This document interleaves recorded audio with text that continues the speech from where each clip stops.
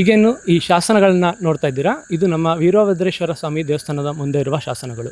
ಈ ಊರಿನ ಇತಿಹಾಸದ ಬಗ್ಗೆ ಈ ಶಾಸನಗಳು ಬೆಳಕು ಚೆಲ್ಲುತ್ತವೆ. ಈ ಊರಿಗೆ ಸುಮಾರು 1200 ವರ್ಷಗಳ ಇತಿಹಾಸ ಇದ್ದು 800ನೇ ಶತಮಾನದ ಶಾಸನಗಳು ಕೂಡ ಲಭ್ಯವಾಗಿದೆ. ಇದರಲ್ಲಿ ಪ್ರಮುಖವಾದದ್ದು ಈ ಶಾಸನ.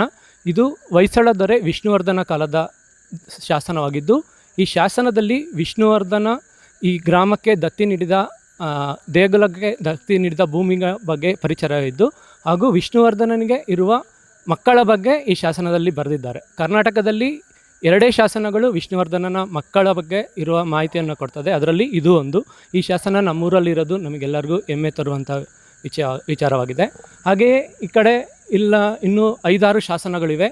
ಇವೆಲ್ಲ ವೀರಗಲ್ಲುಗಳಾಗಿದ್ದು, ಇಲ್ಲಿ ಉಪ್ಪಳ್ಳಿ ಹಾಗೂ ಪಕ್ಕದ ಇಂದವರ ಹಾಗೂ ಇತರ ಗ್ರಾಮಗಳ ನಡುವೆ ಹಿಂದಿನ ಕಾಲದಲ್ಲಿ ನಡೀತಿದ್ದಂಥ ಸಣ್ಣ ಸಣ್ಣ ಯುದ್ಧಗಳಾಗಿರ್ಬೋದು ಅಥವಾ ಹೊಡೆದಾಟಗಳಲ್ಲಿ ಮರಣ ಹೊಂದಿದವರ ಬಗ್ಗೆ ತಿಳಿಸುವಂಥದ್ದಾಗಿದೆ.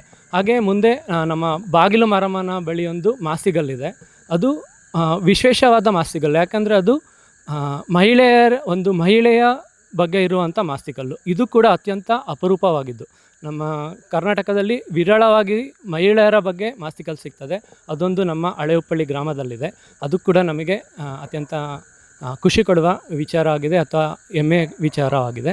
ಈ ಶಾಸನಗಳು 1912ನೇ ಇಸ್ವಿಯಲ್ಲಿ BL ರೈಸ್ರವರು ಈ ಕುಗ್ರಾಮಕ್ಕೆ ಭೇಟಿ ನೀಡಿ ಇಲ್ಲಿರುವ ಶಾಸನಗಳೆಲ್ಲ ಅಧ್ಯಯನ ಮಾಡಿ ಎಪಿಗ್ರಫಿಯ ಕರ್ನಾಟಕ ಎಂಬ ಒಂದು ಸಂಶೋಧನಾ ಗ್ರಂಥದಲ್ಲಿ ಇದರ ಬಗ್ಗೆ ಮಾಹಿತಿಯನ್ನು ದಾಖಲಿಸಿದ್ದಾರೆ. ಹಾಗೆ ಇತ್ತೀಚೆಗೆ ಹರೀಶ್ ಸಿಂಗಟಗೆರೆ ಅವರ ತಂಡ ಕೂಡ ಬಂದು ಇದನ್ನು ಅಧ್ಯಯನ ಮಾಡಿ ಅವರು ಕೂಡ ಒಂದು ಬುಕ್ಕನ್ನು ಪ್ರಕಟಿಸಿದ್ದಾರೆ. ಹಾಗೆ ನಮ್ಮ ಪ್ರಾಚ್ಯವಸ್ತು ಇಲಾಖೆಯವರು ಇತ್ತೀಚೆಗೆ ಈ ಶಾಸನಗಳೆಲ್ಲ ಸಂರಕ್ಷಿಸಲಿಕ್ಕೋಸ್ಕರ ಒಂದು ಕಟ್ಟೆ ಕಟ್ಟಿಬಿಟ್ಟು ಎಲ್ಲ ಶಾಸನಗಳನ್ನು ಒಂದು ಕಡೆ ತಂದಿಟ್ಟಿದ್ದಾರೆ.